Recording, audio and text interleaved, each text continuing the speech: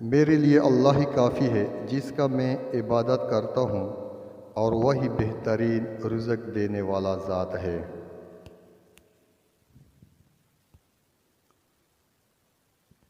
بسم اللہ الرحمن الرحیم۔ شروع کرتا ہوں اللہ کے نام سے جو بڑا مہربان اور نہایت رحم والا ہے۔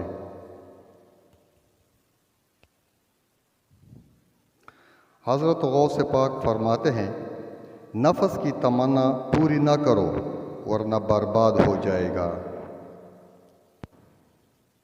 مستحق سائل خدا کا ہدیہ ہے جو خدا کی طرف سے بھیجا جاتا ہے۔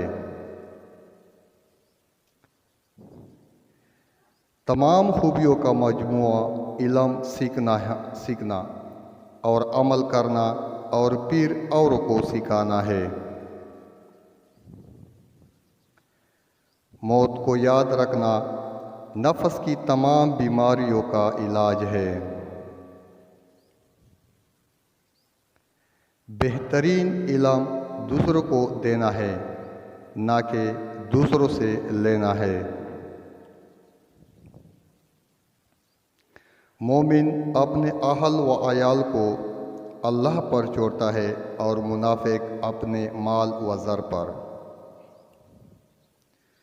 جب کوئی شخص تمہیں کسی دوسرے شخص سے منسوب کر کے رنج دینے والی بات بنائے تو چڑک دو اور کہو کہ تم اس سے بھی بدتر ہو کہ اس نے پس پشت یہ بات کہی اور ہمیں نہیں سنائی لیکن تم نے سنا دی۔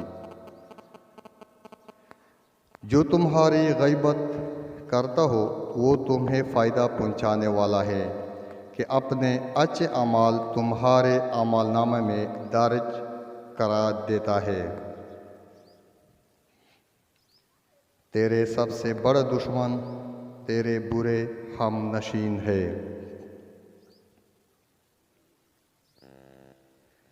عمل بے اخلاص اور قول بے عمل ناقابل قبول ہے۔ عمل صالح وہ ہے جس پر لوگوں کی تعریف کی امید نہ رکھی جائے۔ شروع کرنا تیرا کام ہے اور تکمیل کرنا خدا کا کام ہے۔ خالق کا مقرب بننا چاہتا ہے تو مخلوق پر شفقت، بدگمانی تمام فائدوں کو بند کر دیتی ہے۔ تنہا شخص محفوظ ہے اور ہر گناہ کی تکمیل دو سے ہوتی ہے۔